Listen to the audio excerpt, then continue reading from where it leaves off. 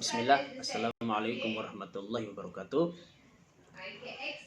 Para ummahat as-solihat yang semoga selalu dalam lindungan Allah Subhanahu wa taala dari segala mara bahaya, panjang umur dan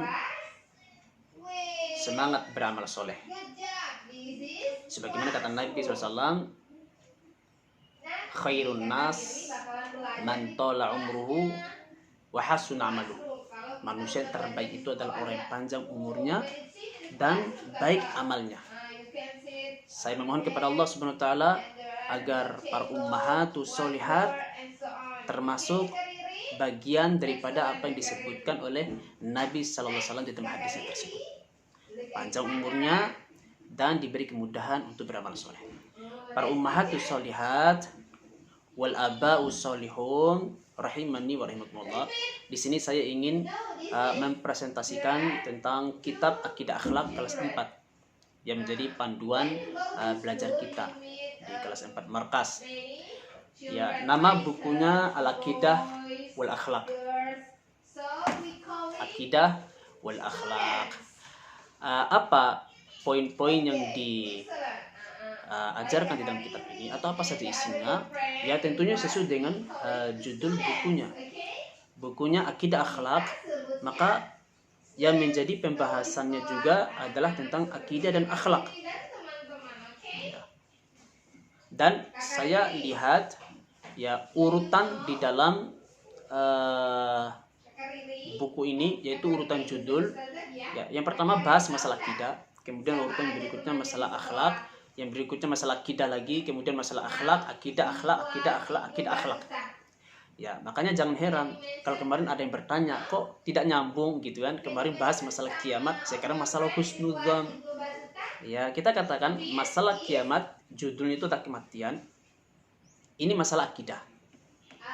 Nah, setelah bahas masalah akidah, yang berikutnya adalah masalah akhlak, yaitu husnudzon. Kemudian berikutnya akan kita bahas lagi tentang alam barzakh. Alam barzakh itu masalah akidah. Kemudian berikutnya akan kita bahas tentang suudzon. Ini masalah akhlak. Kemudian berikutnya tentang tanda-tanda kiamat kecil. Ini akidah. Kemudian berikutnya tentang isar. Isar itu lebih mendahulukan orang lain daripada diri sendiri. Ini akhlak. Kemudian kewajiban terhadap Al-Quran. Ini akidah. Kemudian kiamatul kubra. Ini juga masalah akidah. Kemudian al-ukhwah, persaudaraan. Ini adalah akhlak. Jadi rentetan pembahasannya adalah akidah, akhlak, akidah, akhlak, akidah, akhlak. Seperti itu. Yep. Nah, kenapa antara akidah dan akhlak ini bersamaan? Ya, dibahas secara bersamaan di dalam satu buku.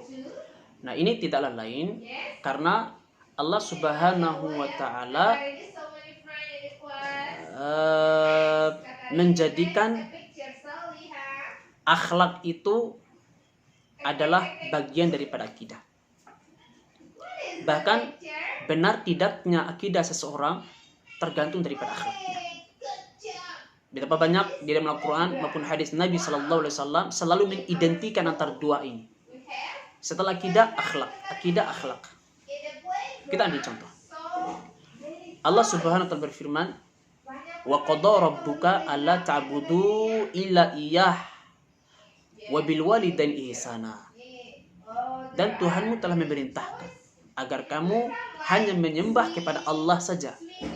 Kemudian berikutnya berbuat baiklah kepada orang tua. Ini identik. Yang pertama akidah, yaitu menyembah hanya kepada Allah. Kemudian berikutnya adalah akhlak, berbuat baik kepada kedua orang tua. Kita ambil contoh yang lain. Di dalam hadis Nabi SAW menyebutkan, man kana yu'minu billahi wal yaumil akhir falyakul khaira.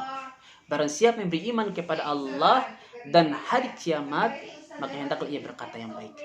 Iman kepada hari akhir dan kiamat ini adalah akidah.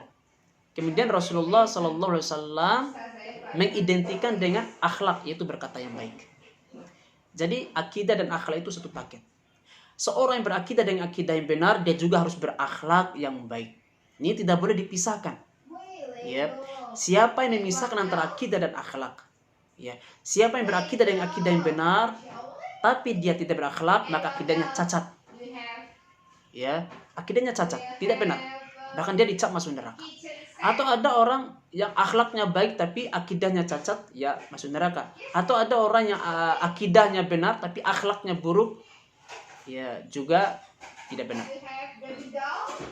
Ini ya, saya ambil contoh dalam sebuah hadis riwayat Imam Bukhari. Ada seorang sahabat datang kepada Nabi SAW, ya, dan berkata, ya Rasulullah, innal mar'ata tusalli fil lail wa taqumu fin nahar walakinha tu'zi jaruha. Wahai Rasulullah, ada seorang wanita yang rajin ibadah kepada Allah. Dia rajin sholat tahajud, dia rajin puasa. Akan tetapi dia tidak punya akhlak. Dia suka mengganggu tetangganya. Ya, suka bikin gaduh. Ya. Apa kata Nabi? Ya finnar, wanita itu penghuni neraka. Nah, hanya karena akhlak yang buruk, ibadahnya tidak ada apa-apanya. Nah, kemudian ditanya lagi, ya Rasulullah, wa innal mar'ata la taqumu fil lail wa la tasumu fil nahar walakin tuhsinu jaruha. Dan ada seorang wanita, dia ibadahnya biasa-biasa saja. Dia tidak tahajud, dia tidak puasa. Dia hanya menjalankan kewajiban saja, tapi dia akhlaknya bagus. Apa kata Nabi? Saya jamin dia masuk surga. Lihat bagaimana Allah dan Rasulnya mengidentikan antara akidah dan akhlak, tidak boleh dipisahkan.